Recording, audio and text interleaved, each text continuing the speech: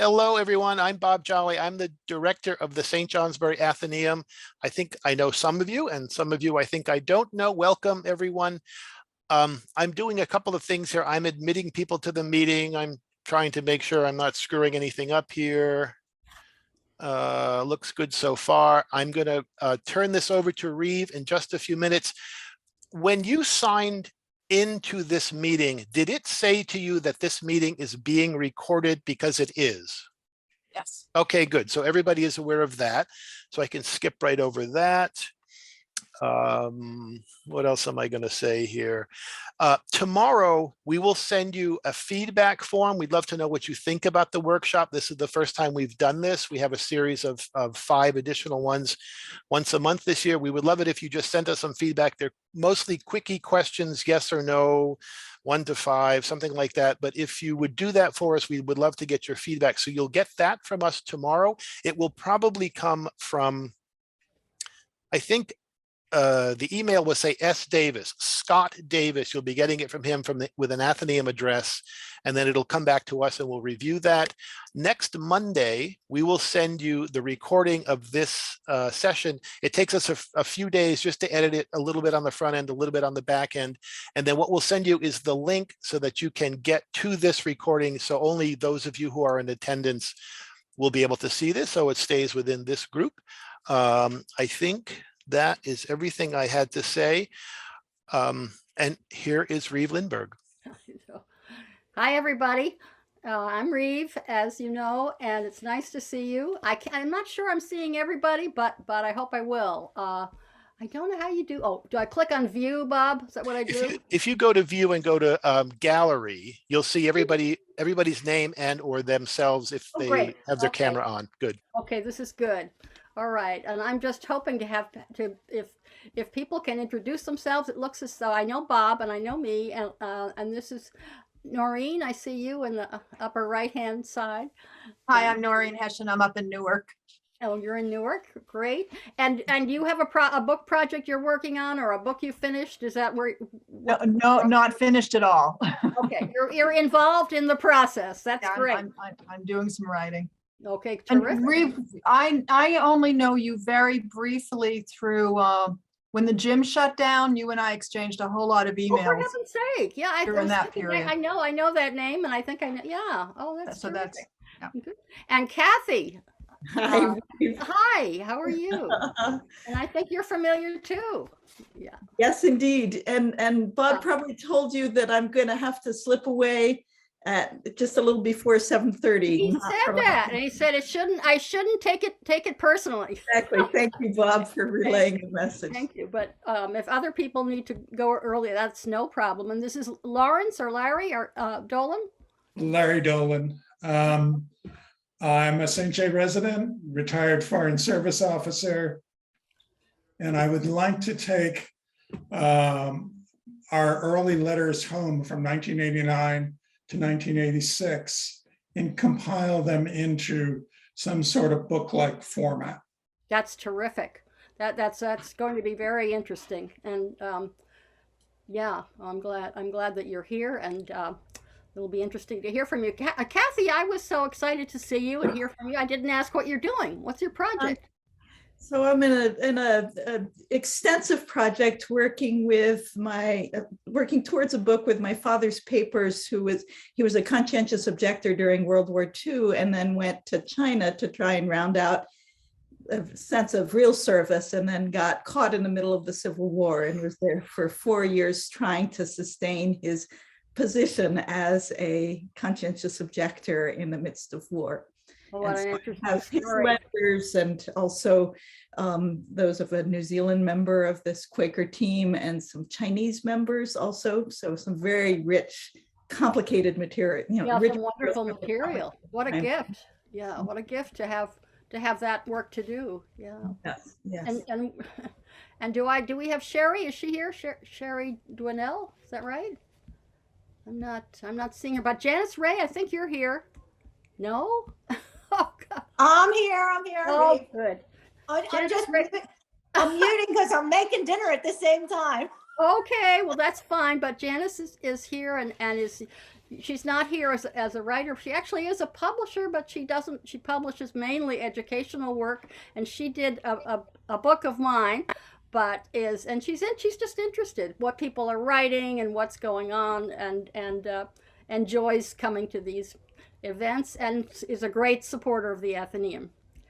And we have, I don't know what KA stands for, but KA Ryan is here, maybe. She's here, no mic. All right, that's good. Can you, would you like to let us know in some way, even through the chat, what you're working on? Okay, she's in Barnet. And working on a book about, do you have that, Bern, B-U-R? Bern Hogarth. And can you, founder of the New York School of Visual Arts. There. Wow. Okay, great.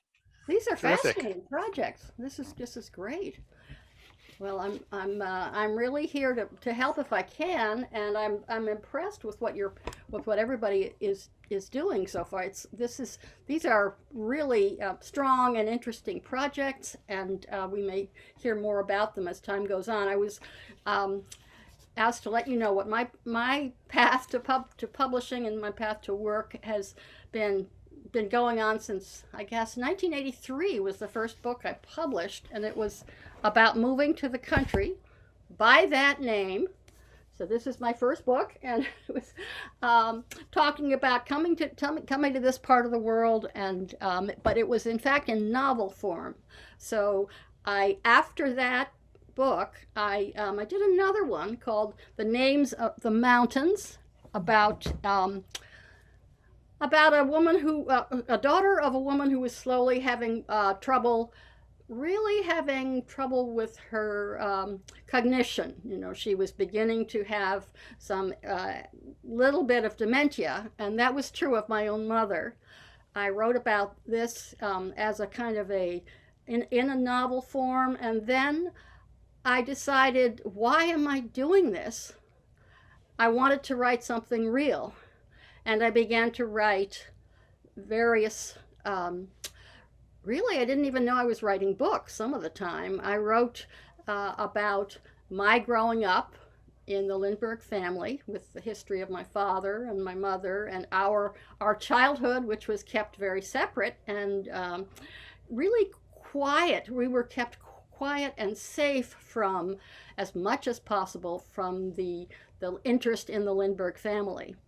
And so my brother, when he was first went to school, and someone asked him on the playground, was your father the first person to fly from New York to Paris? And he said, yes, and he discovered America.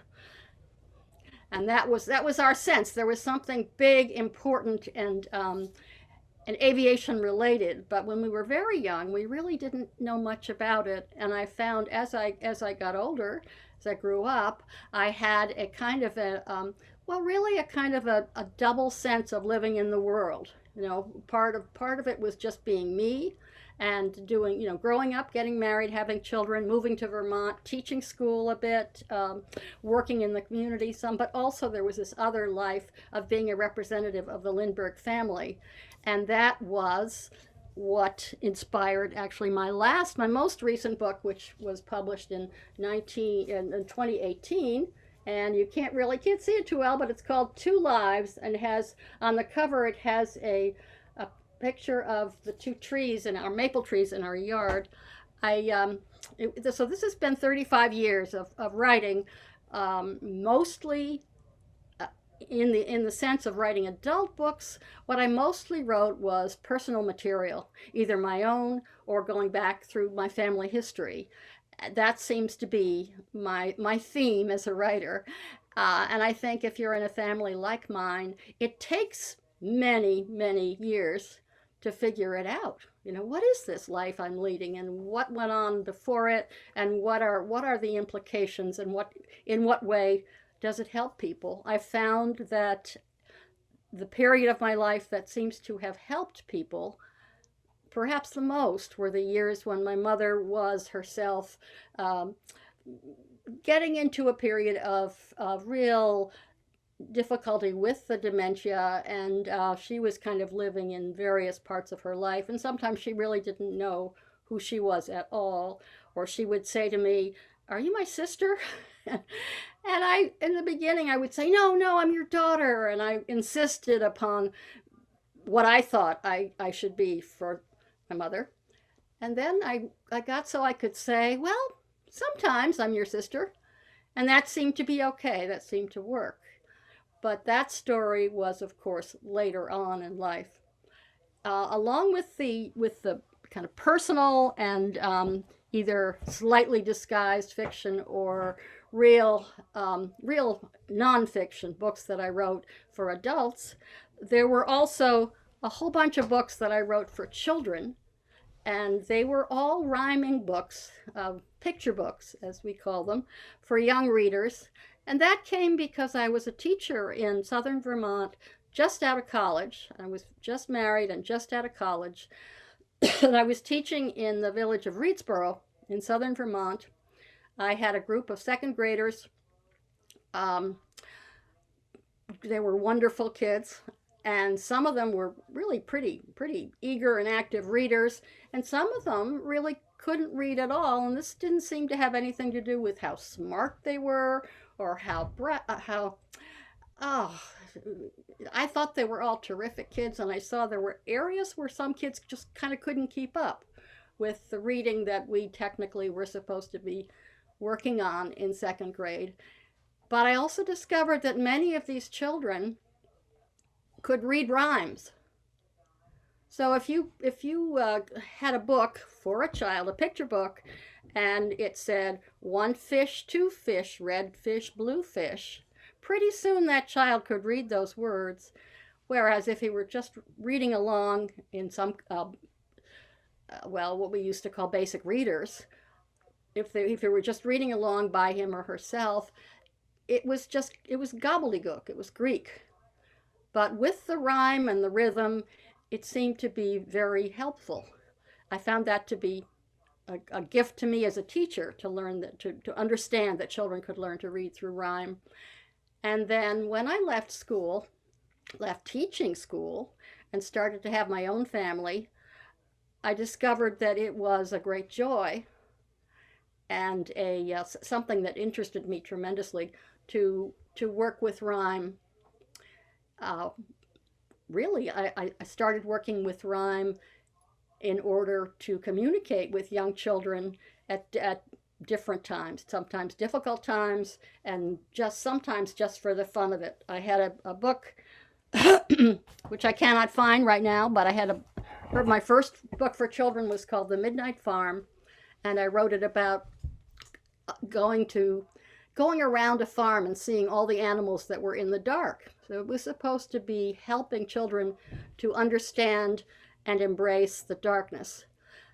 And then the next book I wrote was about a little boy called Benjamin. That was another barn book, and he had a barn. You can't really see it, but he imagines all the things that are in his that he sees and talks about, all the things that are in his barn, and then all the things that could be in his barn.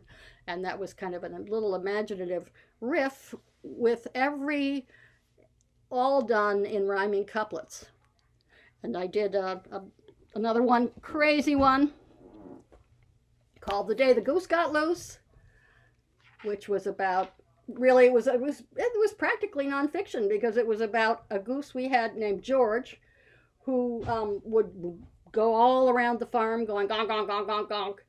And once he kind of caught a thermal. There was a wild windy day, and George the goose got the wind beneath his wings, and he just took off and circled the barn, and everybody just went nuts. All the animals, we had sheep, not cows. We had a couple of horses, and we had a bunch of chickens, and everybody just kind of went crazy.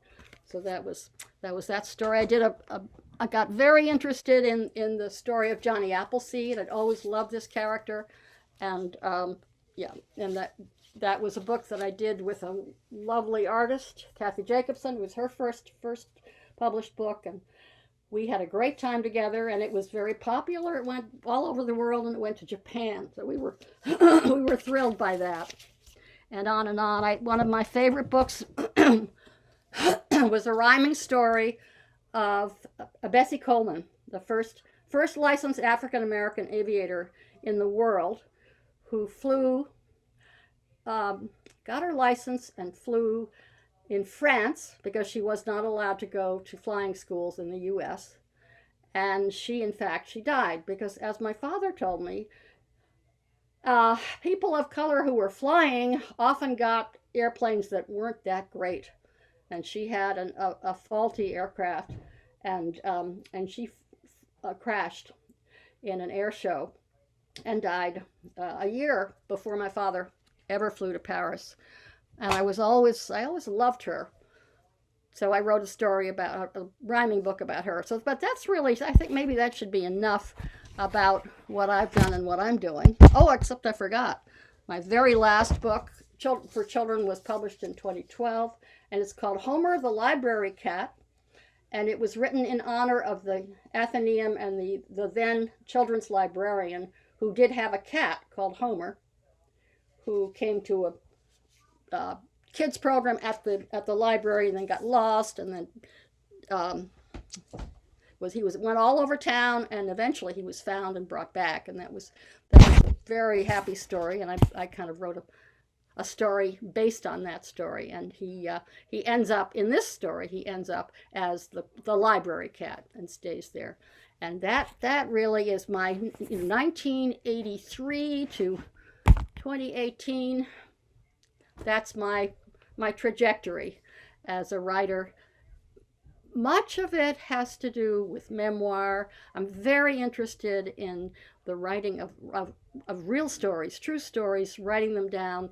And I work with two different groups of writers right here in Vermont. And when we could meet, we were meeting at the Athenaeum, one of the groups, and many, many interesting writers who are, two of them are putting together material, historical family material.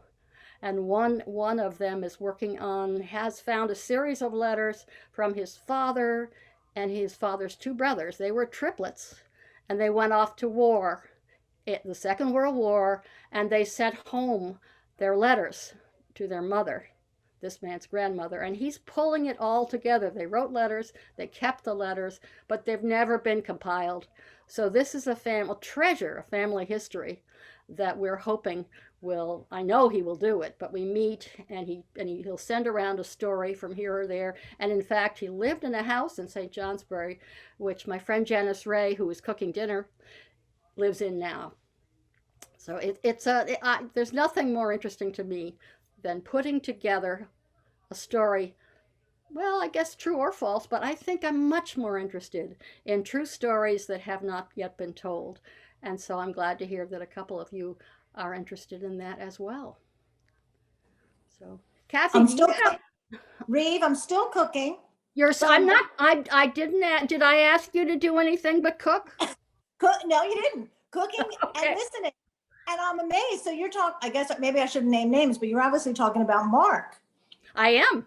Or one of the Drushes. It's Bob. Yeah. Oh, it's Bob. Okay. Bob. Who lived in this house. We bought the house from Bob's mother. There we go. So I was listening to that story and thinking, wow.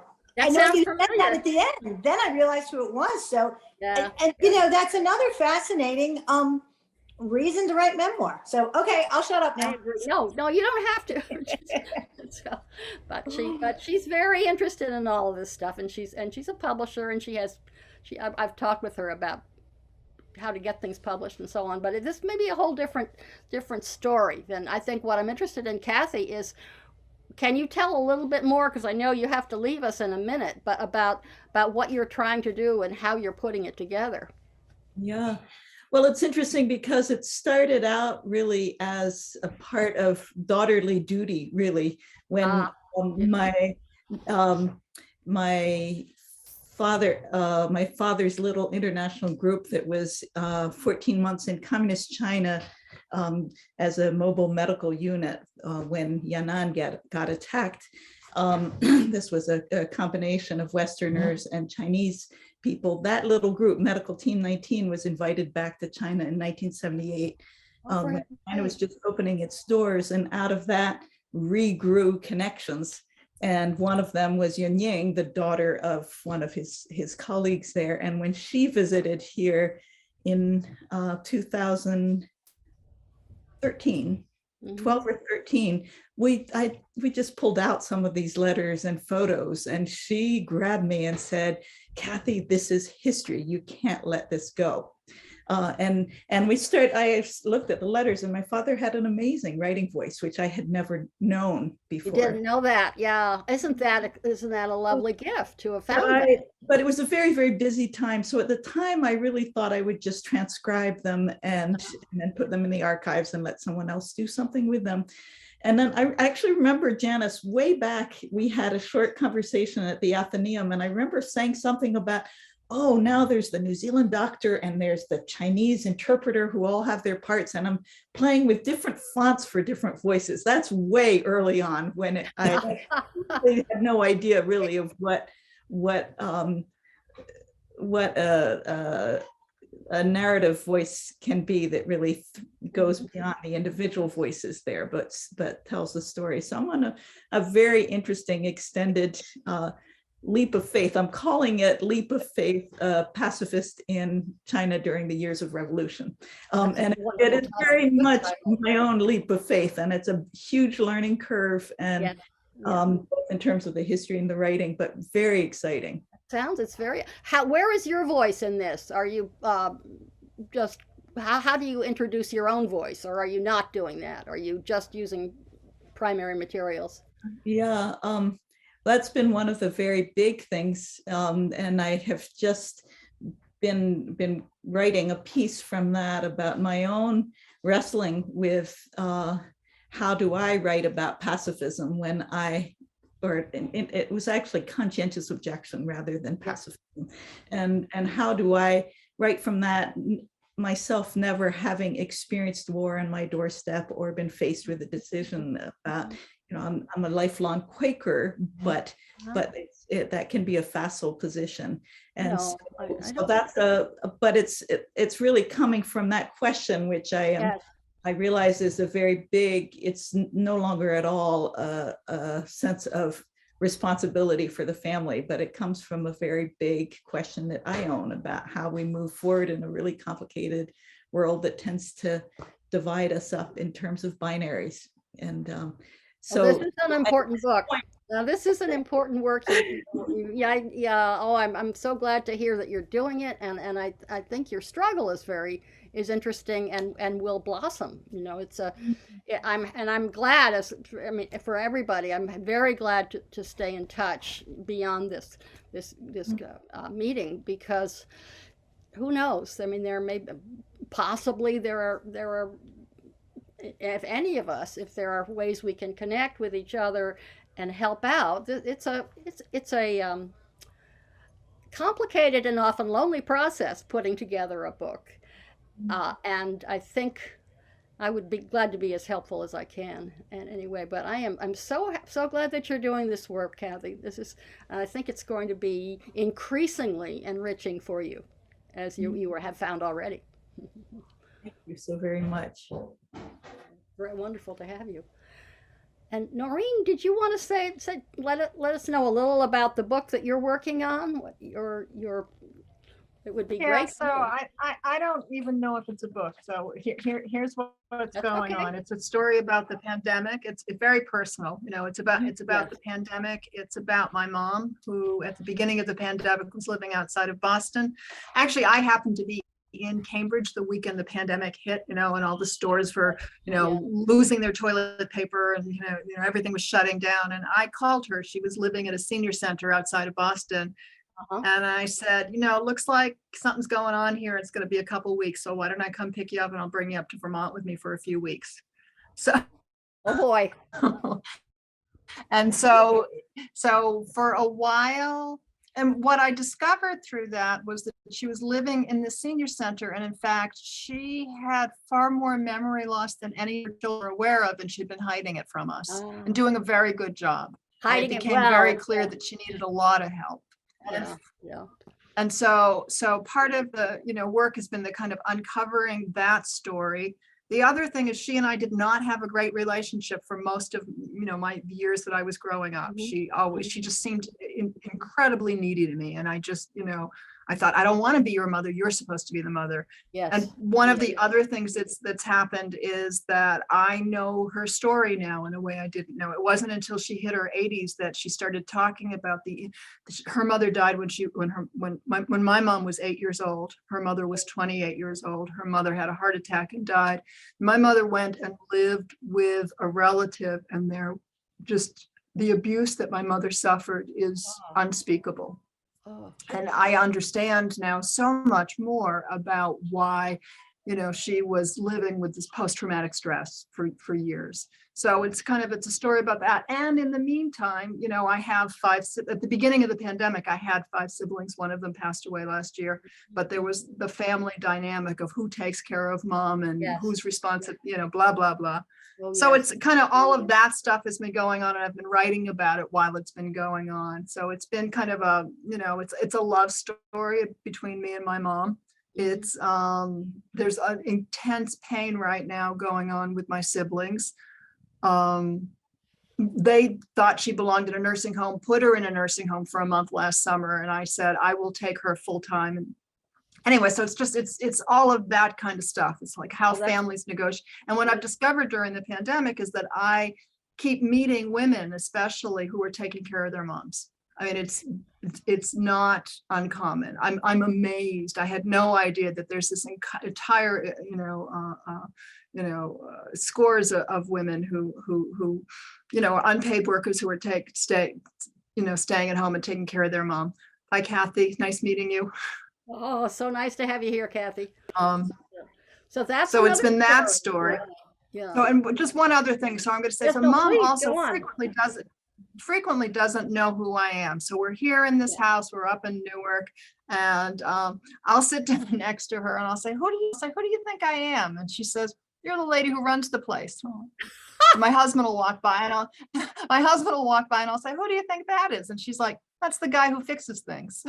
So she kind of knows who we are. She hasn't figured in some way. Yeah. Oh my. And every once in a while we'll be sitting on the couch and I'll be cuddling her and be watching TV, and my husband Mark will walk by and she'll poke me in the elbows. She'll poke me with her elbow and she's like, have you thought about him? I'll say, yeah, I've thought about it. I've thought about him a couple of times. So she's kind of trying to fix me up with him.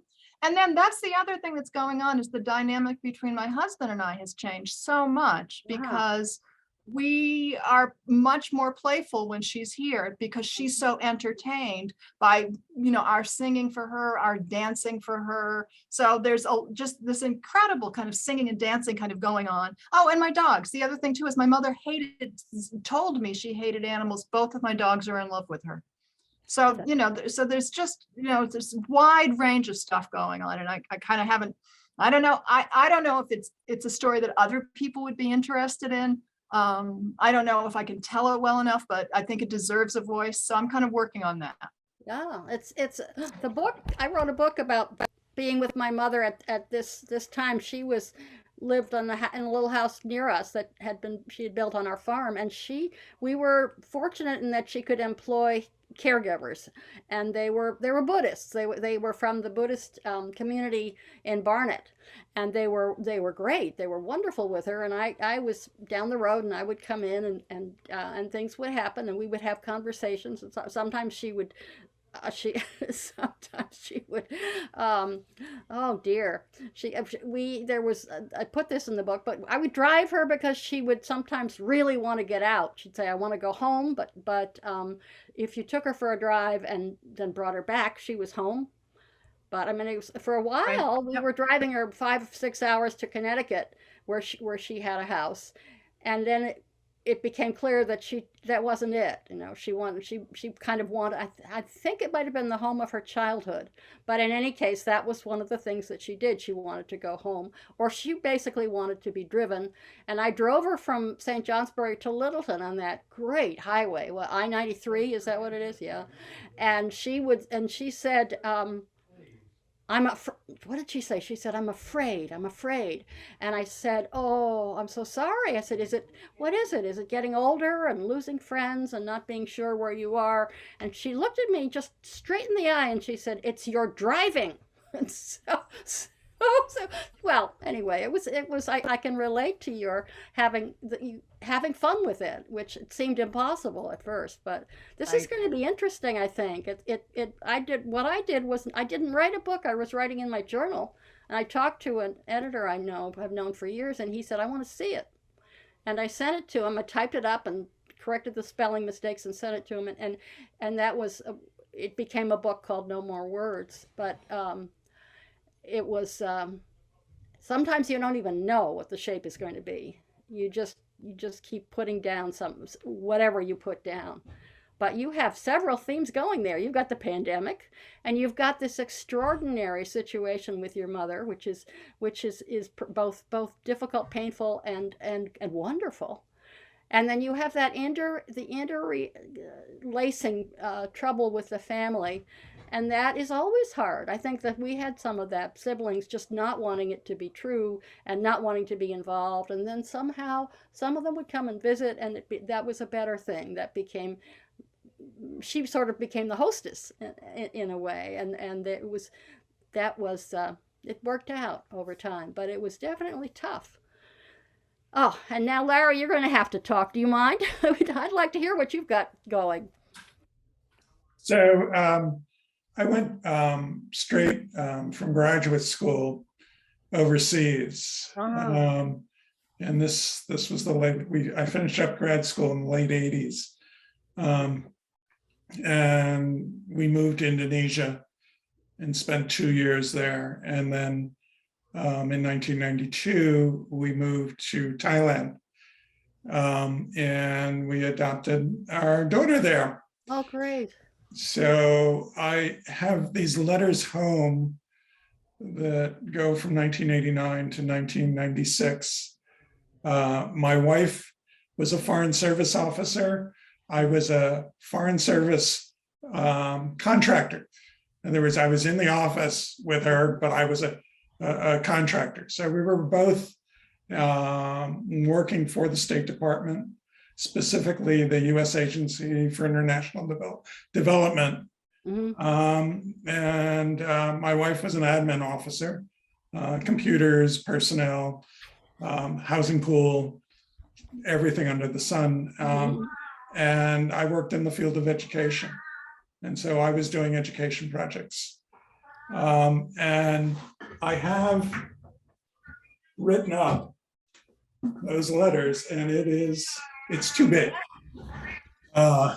It's just, I've got to figure out some way of, I completed this last February, and indeed I found more letters since then. So it's getting bigger instead of smaller. So you're not finished yet. You're still right. Accumulating. You don't have to cut it down yet. Yeah. So, and part of it is typefaces, and this is not memoir sized. It's the size of the outgoing letters. Yeah. And so anyway, I would like to turn that into, my audience is one. Basically, it's my daughter that we adopted in Thailand, and then it goes out from there. So please excuse the cat. Oh, that's a very I excuse the cat always, and I'm keeping the dogs away at bay. I've got the doors. I'm almost got furniture piled up because I always want to come in when they get very interested in Zoom. But so your kid, she but just probably wants to be with you. But I think that's going to be a very interesting. You've got the manuscript, and what do you plan to? Go ahead. Do you plan to edit down? Will you have, or do you need another? Often it's good to get another reader who doesn't know the story, or maybe yes. I need to finish compiling it. That's it. Yeah. And I need to remove the Foreign Service gossip from it. I mean, it's fine for my daughter, but we talk about our colleagues. so-and-so got sent home or something like that, you know, and I need to delete that material out of it. Well, be careful though, because you may not want to, that may be a big part of the flavor and the spice of it, but I mean, you don't want to Yes. hurt any feelings, you know. Or But- maybe I need to disguise names, you know. You could just change names. You could change names. It seems too bad to take out the, I was very worried when I wrote my first sort of memoir. I showed it to my all my siblings, and I got this response. My one brother called me, and my oldest brother, and who is gone now, but he said, Reeve, remember the place where you wrote John was out in the mud, let's see, Long Island, low tide, digging for mussels. That was it. And I said, yeah. And he said, Reeve, those were clams. That was his absolute only. So he said, you know, you got your little necks and you've got your hogs, and he started talking about clams, and I thought, oh my gosh. I mean, I had said all this stuff about the family and how my father was got too angry at us, and my mother was too shy, whatever. And he didn't care about any of that. And my next brother he said, Reeve, on page 2, paragraph 3, there's a typo. And he went through something like 150 pages. I said, wait, I hope there's going to be a spelling editor. You know, there's a line editor. They take out that stuff. And he said, yeah, but you never know. You know, often you gotta catch them. So he did that. And my sister said, you make me feel completely free. So it was not what I thought at all. The things that I had thought would be sensitive to them, they weren't interested. I forgot. They were grown-ups, you know. They had gone through their own process. But I mean, you may, if it's colleagues and they're going to get upset with you, you could change the names. But often, it's awfully good to have the richness there, to not to throw it out, you know. Good point. Yes. Yeah. I'll focus Consider on, it. yeah. Right now, it's just, you know, I'm at the compiling stage. And I've pulled out, for example, we bought our house here in Vermont. And I had those letters to Bill Nalon, and they're gone, you know, the lawyer here in town. Okay, lawyers I gotta watch the lawyers. Well, it was off story. This was about, my wife and I actually for our honeymoon, we hitchhiked around Africa, took a year to do it. Wow. So we were familiar with living overseas, but it was different being an employee of the State Department, you know, having a house and the barbed wire on the top and the guards, and, you know, the whole thing that goes with. Yeah, so there was a wide-eyed innocence about it. And it's at a time right before email comes in. And More email. Oh boy. yeah, so that's the reason why it works. If I had written this after 95, it would just be a series of one paragraph back and forth to various relatives. Oh yeah. But- yeah. Lauren, I'm worried Lauren, about that. but you Yeah. have another book in you, right? I mean, I want to read the story about you hitchhiking around Africa. Yeah, me too. I thought that's another story. Yeah. Yeah. Yeah. Actually, my wife kept a diary of that, and Fabulous. that just needs to be put down. Yeah, that was, what a trip. Well, Yeah, you've and got that's- a lot of material, and I wouldn't cut yourself short at all. I mean, don't be embarrassed at the heft of it all. I mean, if it has to be cut down, you'll figure that out. That will happen. Okay, Or you I appreciate they that. have editors. There are editors all over. I mean, there are lots of editors in Vermont. There are people who work with books, and you have to pay them. But if you get concerned about that kind of thing, there are always professionals you can turn to for that. You know, obviously it was a big part of our life, and I do want to hang on to the flavor of it. Please, that Yeah. would be my one piece of advice. Don't cut yourself too soon or too short. Be careful. And there was tension in the office. I mean, that's the way life is there isn't Yeah. any office. I have a cousin who was in the Foreign Service with her husband, and with her life, I mean, they didn't write a book, but it was full of very delightful but unprintable details Yeah, about life yeah. in that world, really. Yeah. Yeah, I was in Pakistan when Osama bin Laden was killed, and that was quite a time. But anyway, that's well after That was this after this? story. Yeah, Yeah. yeah, Yeah. well after. So Well, you anyway. have stories to tell. Well, those time in Pakistan will never be told for the best. No, that's probably, I see. But this is a story that people, I think it's going to be very interesting, and your daughter I think will be very much, nourished by having this story told. And She only ended up spending 3 years of her life in the United States. She's now in Australia. But she came back here and she did one semester at college and said, no, not for me. And she got her college degree in Australia and stayed on. and she likes it. Yeah. Yeah. So anyway. Okay. Yeah, I'm interested in all of this. Now, what did we lose? Let's see, K.A. Ryan, she didn't have a mic. No, it looks like she may be gone. Still here. She says she's still here. Does she have any questions? Or do you want to talk about, can you hear me at all? Yes. Let's see, what did we say? He says it's he, and yes, he can hear you. And does he have any questions? Or does he have anything he'd like to tell us more than questions? Does he want to talk about work he's doing?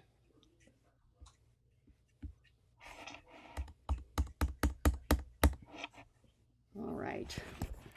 Lots of research. Lots of research. Okay. And what is the research? Freedom of Information Acts from the FBI, etc. Oh boy. Yeah. That sounds like an interesting book. What part of the project is he in now? Takes years. Yeah, takes years. That makes sense. Manuscript. Okay. And where is he in the manuscript? Where are you in the manuscript now? Right. Okay, that's right. And are you interested in talking about what you're going to do with it when you're finished? I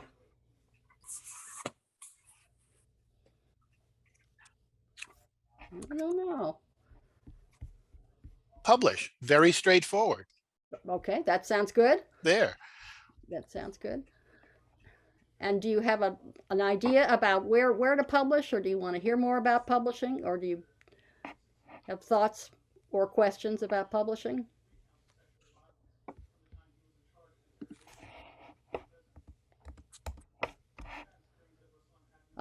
Europe and America. So it sounds as if you have some publishers in mind. You have some people that you have perhaps some contacts, people you could talk to. Hogarth is big in France. This is true. Yeah. So, I would suggest for people who are hoping to publish for a wider audience that you take a look at books that you like of the same type, that where you might try to make contact with the editors. Actually, one of the things that people have done that I know is to look at the acknowledgments in a book that is in your area. Look at the acknowledgments page and see who they thank, because they usually do. They thank the editor at St. Martin's Press, or the researcher at in the graduate department at such and such university. But there are contacts in every book. There are contacts right there. If you don't have contacts of your own, or if you don't have enough contacts, you can go through a book that is of interest in your area of study. This is, well, is there a particular area of FBI involvement, FBI activity that you are writing about? Or is it everything going on with the FBI?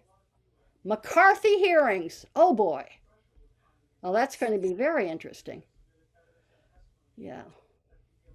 Yeah, I grew up with the McCarthy hearings. That's a lot that probably has not yet been told. Hogarth appeared January 19, 1956. Okay.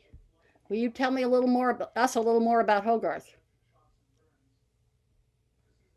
Rare for artists to be called.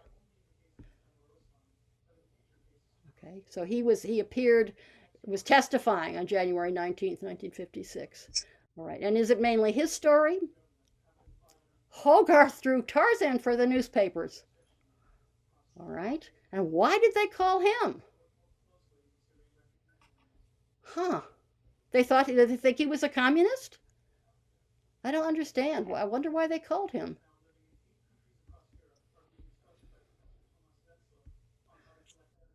So I guess I would love to hear more about your story. Okay, School of Visual Arts received GI Bill money. All right. And did that was okay. His school, that was his school. And did that create some kind of suspicion on the part of McCarthy and crew? Huh. Exactly. Okay. So the Hogarth, who drew the Tarzan cartoons for the newspapers, was at the School of Visual Arts, received GI Bill money. So this was a veteran. He received GI Bill money, and he was called because he went to the school. Because he went to the School of Visual Arts. Oh, he ran the school. Well, I guess that would be a pretty subversive activity, and he founded it. Okay. Yeah. Well, I wish you were on the mic with us. I think you have an interesting story. And are you in this area, living in the St. Johnsbury area right now? Are you working here? Barnet. Okay. Yeah, I'm actually in Barnet too, only it's Passumpsic, which is another part of Barnet. Yeah. How far along are you in the work? Oh, yeah, you're close to Passumpsic. Okay. Yeah. Okay. Yeah. Many years. Been here many years. Boy. Well, I sure would like to hear more about your work if you would want to stay in touch at all. Yeah. These take years. It will take years. Okay. The freedom of information, getting the freedom of, I'm sorry to sound so stupid because I am. I just don't, to access freedom of information under the Freedom of Information Act takes years. Yeah. Okay. Do you have suspicion or an idea or of what went on, or do you or are you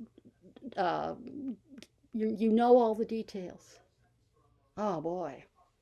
So you're looking for corroboration. You knew Hogarth well? Oh boy. Well, this is fascinating.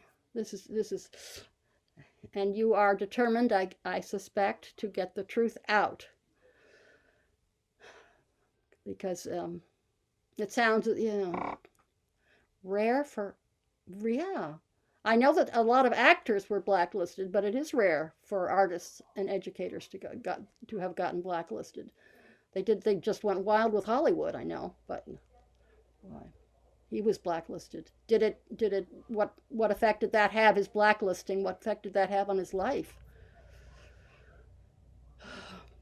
Did he lose his job? Was he shut down his commercial art career? Oh. And I assume he's not still living. He's he died. Oh, the GI Bill ended. Okay, it ended in the summer of '56. Oh.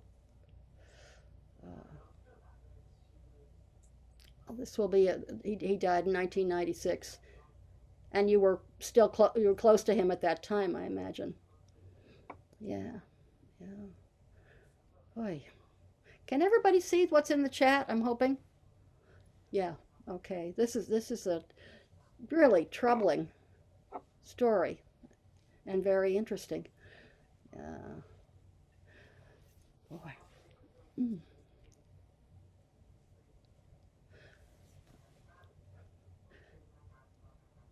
He recovered and wrote anatomy books.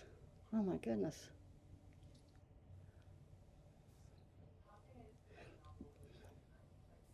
Dynamic Anatomy, 1958.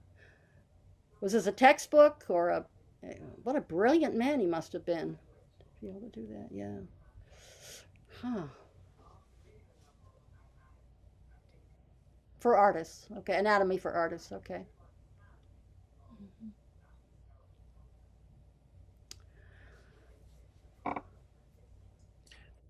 Reeve, thank you for doing all that navigating here. Well, I don't know that I'm navigating. This is a fantastic conversation, just what is happening here. Yeah, It's a short story, but it's, yes. Oh, the, yes. the book, it will be fascinating, and we hope. True. Well, you know, you've got me crying. I don't know what's the matter with me. I just think just a little short explanation of what had happened to this man is devastating. I'm really looking forward to your book. And it would be an honor if you would consider staying connected, either through the Athenaeum or through your own email. It's of great interest. I think it will be of great interest.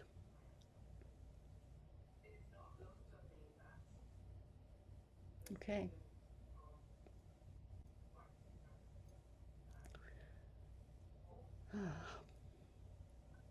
Okay. A few others. William Proper. Okay. So your work is really to expose what happened to this man and a few others during the McCarthy era, to tell their stories, and McCarthy. Yes. Yeah. Okay.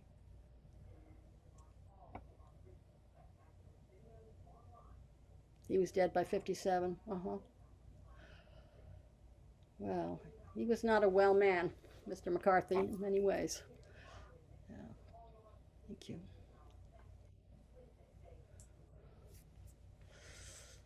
And Robert Kennedy, Chief Counsel at the hearing.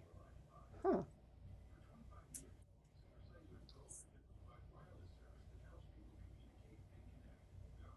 I'm sorry, I'm confused by which hearing, because of course Robert Kennedy, he wouldn't, maybe he was. Was he Chief Counsel at the hearing wait a minute. In 56 or whenever? Which hearing? The hearing Hogarth appeared in at 56. I see. Oh, so that's a different aspect of Robert Kennedy, I guess. Yeah. What a story.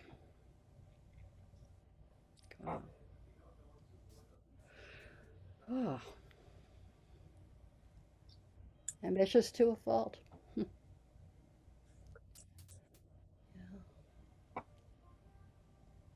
Wow.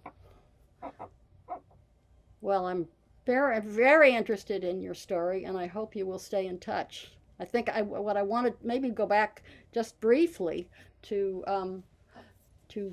thank you. Well, that's terrific. That Noreen. I don't know. Are you feeling that you have some sense of any? Is there anything that you would like to ask or like to talk about that you haven't had a chance to talk about? Well, I thought tonight might be a discussion about the whole publishing process. I know very little about it. Yeah. But on the other hand, you know, I could learn that another time. Well, there are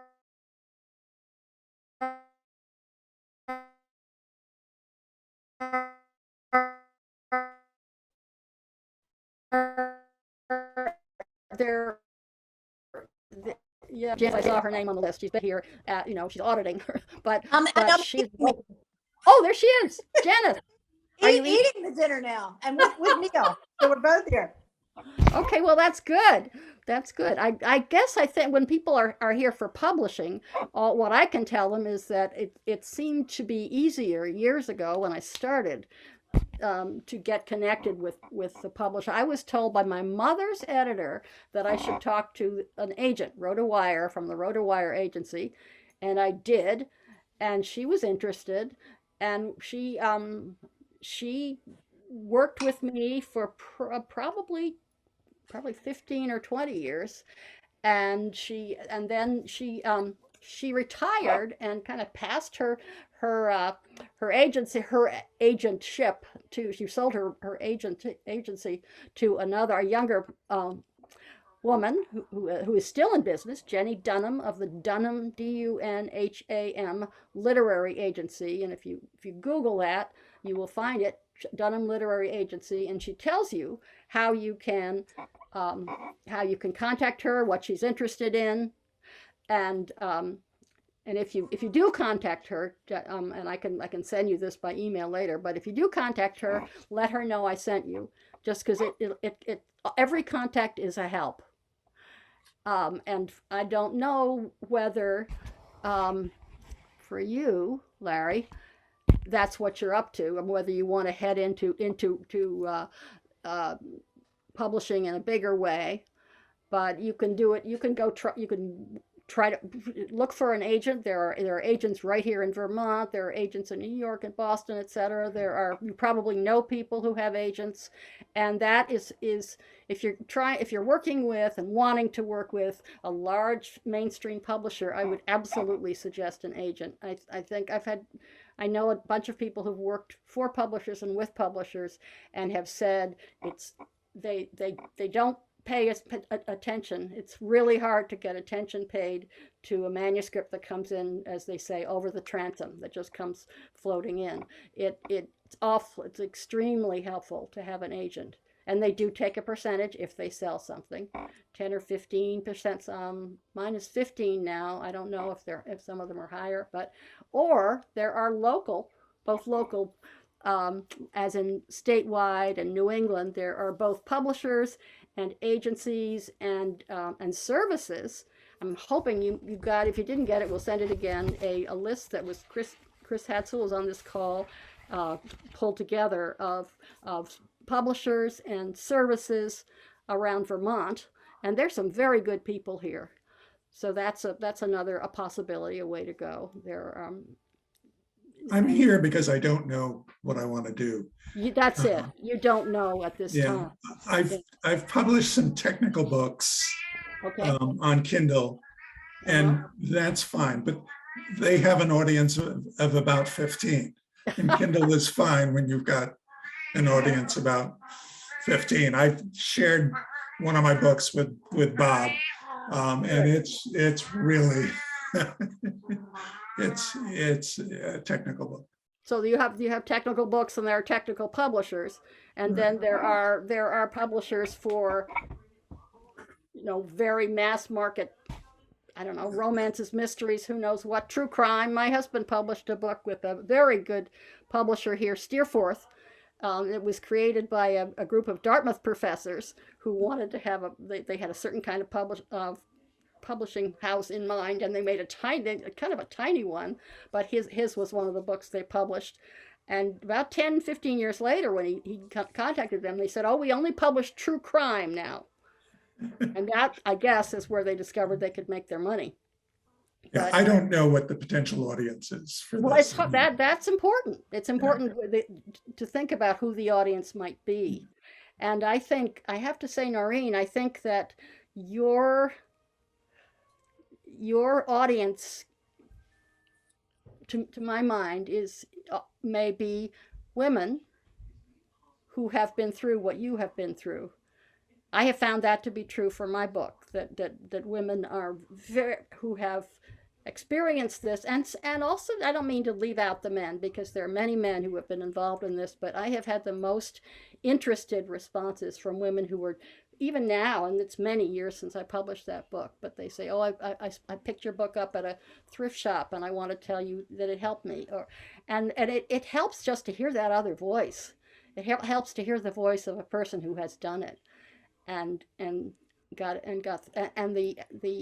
especially like is hearing about what you were able to, the humor you were able to bring out of that situation, which I certainly couldn't do in the beginning at all. It was just too hard, but it grew into something that had love and humor and joy, as well as, you know, the day-to-day difficulties. And it's, my hat is off to you, my dear. I did this with, I just had, she was in a house on my, near me, basically up the road, and somebody else was taking care of her during the hard times. It's, you know, I was very fortunate, but you have done something that many, many, many women are doing and aren't able to talk to somebody else about.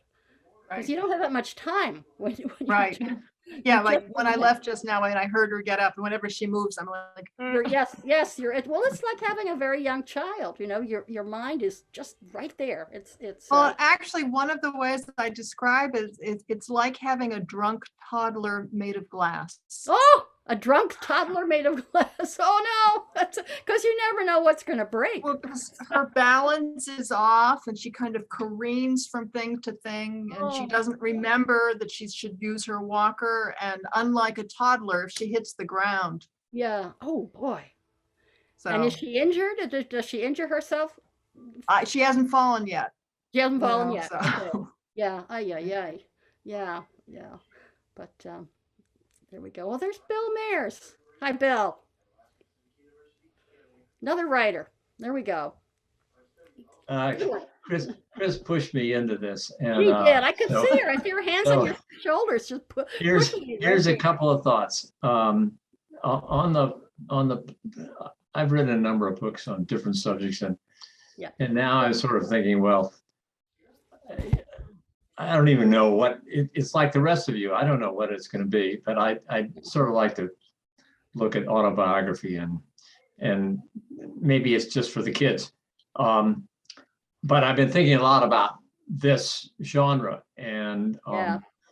but also on the larger issue of where you get published. And the first book I did was 50 years ago, and publishing was a lot different. You had to go to New York Yes. and get an advance and all that stuff. And publishing really changed. So in a way, publishing is far freer and more wide open for anybody than it Yeah. ever was before, as long as you don't care about being on the New York Times bestseller list or making money.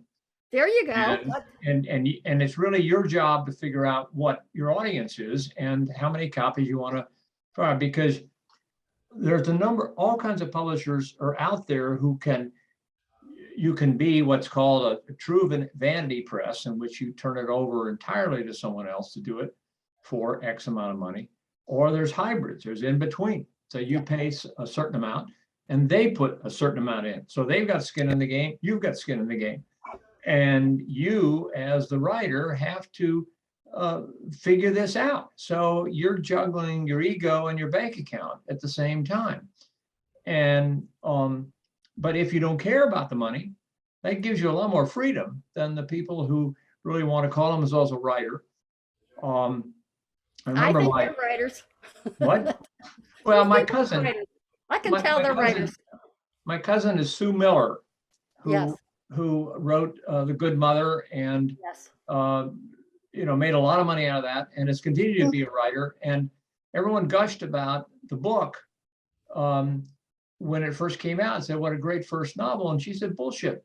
Not quite those terms, but She might that was have. her third book. She'd burned the first two, and that was her third novel. And she says, "Look, I've been teaching writing for 20 years, and I probably averaged $8,000 a year in money. So this is not a job. I mean, something you have to want to do this. And you also want to think, well, what is your audience? What is your message? Why are you doing this? As Ryoka said, what voice comes to you at 4 o'clock in the morning and says, right?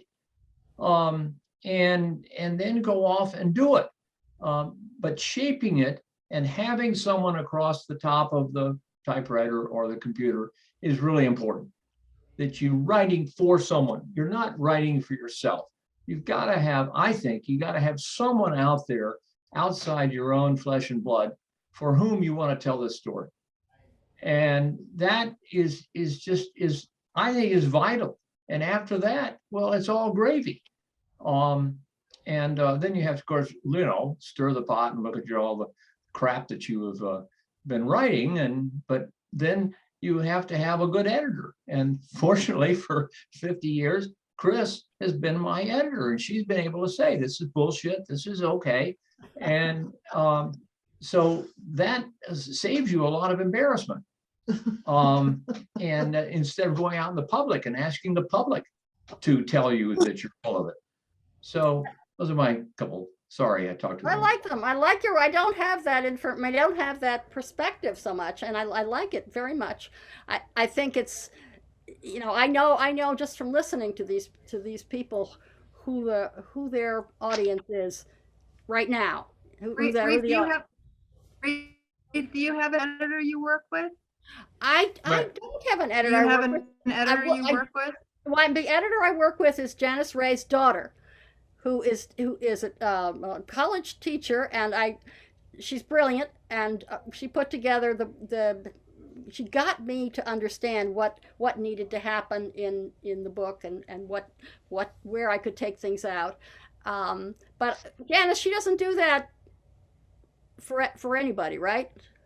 Well, she barely does it for us. Well, she's got a full-time teaching job. She does, and she is also a full-time writer She as is well as a full-time college teacher. So she has a lot going, but we have corralled her into the few times that we have done either memoir like yours, or we've done a few fiction books, and the few times, because our stuff is business and educational primarily, Yeah. but the few times we ventured past that, just because we loved the books and couldn't not do it, then we would corral Adrienne into editing. And she, of course, loved working with you. We had a good time. She's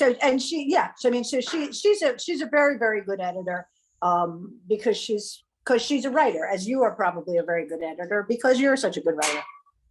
Well, it's hard to work. I mean, I tend to think that it's all garbage when I finished a piece. I have to be really careful. I was thinking about you, Larry. I was thinking, oh gosh, he's doing what I do, which is to think, oh, I'll take this out. I mean, you have discretion. Have been with the Foreign Service. Certain people you don't want to offend, or you want to change the names or whatever that is. But I tend to be very, very tough on myself when I've written something, and I need somebody else. And there are people who do this professionally. The people whom I don't know. It's not Janice's daughter, and it's not Bill's wonderful Chris, but there are people who are. I would like to have that person recommended to me by somebody I trust usually. But you can also go down the list and call a few people up and think and see whether you like that. But I think Reeve? it's good to have another eye. Yes. Yeah. Reeve, Yeah. Janice again. Also, wouldn't you recommend that people have, even before editors, have readers, or at the same time? Yes, I do. Have their trusted readers who are not really editors. They're not somebody who's going to help them shape the book, but they're people who they bounce the book off of, and they trust them. And I think you work with groups, and I know that the groups function that way as readers for each other. Yeah. Can you maybe believe talk in it. about that a little? Yeah, I've done that. I mean, often if you're working on writing and you have and you're connected with other writers, then it's very helpful to have show your work to other people who are also writing, and as long as you are civil. I've been to writing groups where I'm just appalled. They say, "Oh, this is just that's just one of those books that people pick up at airports," and you think, why can't somebody write a book that gets picked up at an airport? I believe in civility, and I think if you have a good friend, just a trusted friend, who will read it and can just say, "This is really funny. I love this part," or "I don't understand what you're saying here. I don't get it." And you explain, and they say, "Why didn't you say it? Why didn't you say that? Because I would have gotten that." And that's a useful thing. I don't know that I would. I don't think I would I wouldn't pay somebody to read it. I would invite somebody to read it, and in a somebody I trust. And then when you get to editing, that's different. That is if you just can't find the shape of the book, and you want help with that, then you go to that. I have a friend who does a lot of freelance editing. She's pretty expensive, but she does it by the hour, and she's very, very good. But she's moved away now. But I'm thinking there are, not that that matters, but there are people who will work on who will give you suggestions for your manuscript, and you only pay them for the time they spend. And if you don't like what they do, boom, that's it. Try somebody else. I mean, that's the advantage of having a professional is you are not committed. You know, you have to be nice to your friend who has just broken your heart by disliking, these 6 pages of your manuscript. But I don't think you two are there yet, Noreen and Larry. I think you are still pulling together. Right. But gee, Bob, we should have another one when they. We'll do that. Well, Bill, do you want to jump in? Please. Well, yeah, I just want to say that it is vital that you not follow what your friends say about your stuff. Oh, no. So you don't want to pass this on, because your ego is contesting with your professional drive, and that's just really a toxic mixture. Yeah. And if you want real professional stuff, go and pay someone to look at it, but don't ask your friends to tell you that you're a good guy. No, but no, I agree with you there. But I guess because I've had trusted friends who are also writers, and I've always had I don't trust myself, but I'm more apt to want to throw things away.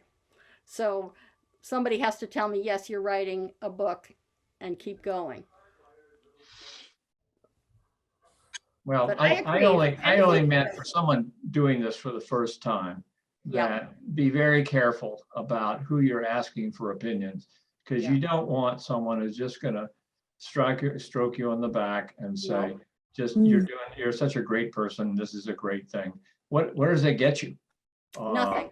And so you have to steel yourself for real constructive criticism, and that's not easy. I think we used to say in the first writing group I was in, we used to say, get 3 opinions if you're worried about something. Don't just. But it's a much more casual relationship with a book. Yeah. That would be. If you're looking for somebody to stroke you and say it's wonderful, you can probably find that person. But he's absolutely right about if you want the book shaped and changed and edited, then you go for a professional for sure.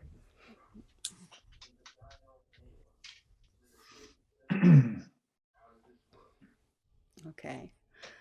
Well. Yeah, good.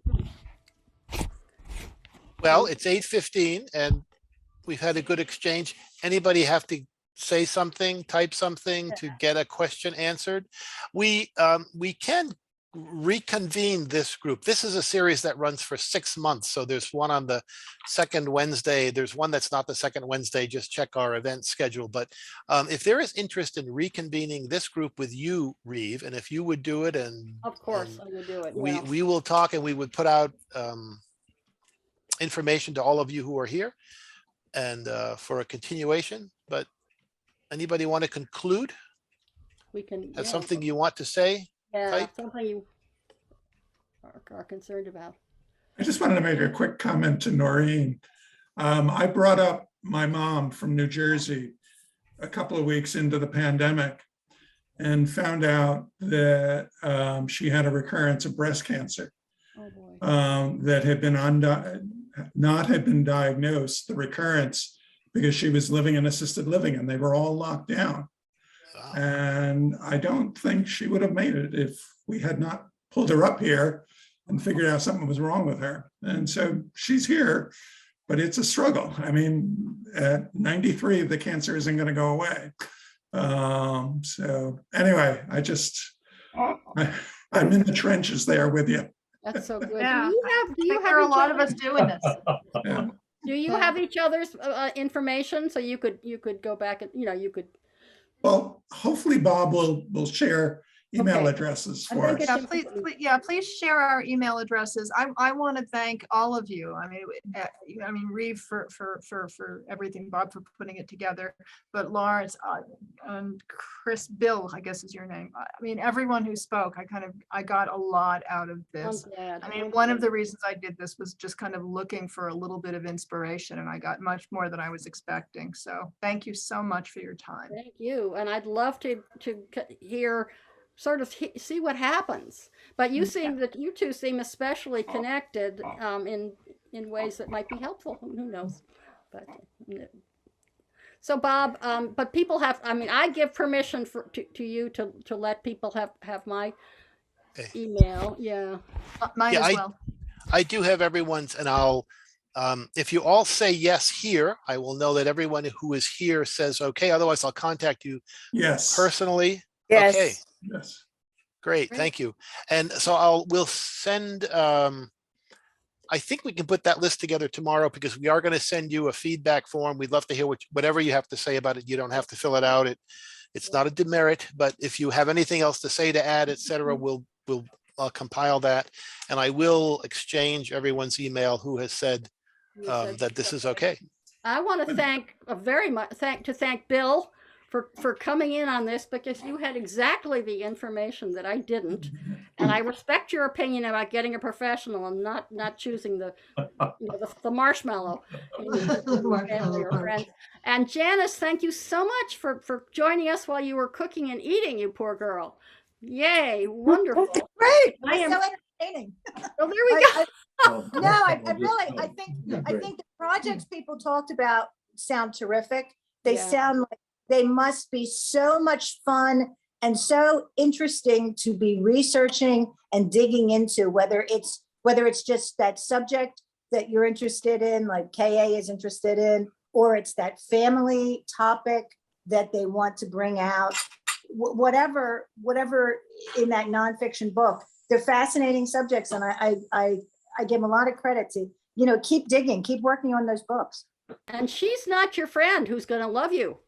She's a real publicist. She's a tough one. Janice is really nice, but she's also really a pro. She is definitely a pro. Blunt. No, I think blunt is the word we're looking for here. No. And I'm so interested in the McCarthy book, the Hogarth book. That's a struggle and a very poignant and difficult story. And I'm very interested in what happens with that. Thank you, Bob, for Thank you. pulling it all And together. thank you, Chris, for Thanks, making Bob. it all happen. Yeah, Chris thank back you, there in the Chris. corner, she created this whole project. That's right. It's all her. Well, with a little help from my friends. But your initiative. Your initiative for sure. So, Thank you. Okay. Thank you. I look thanks, forward everyone. to Connecting Night. again. Bye. Bye. Okay, Bye-bye. bye. Bye bye.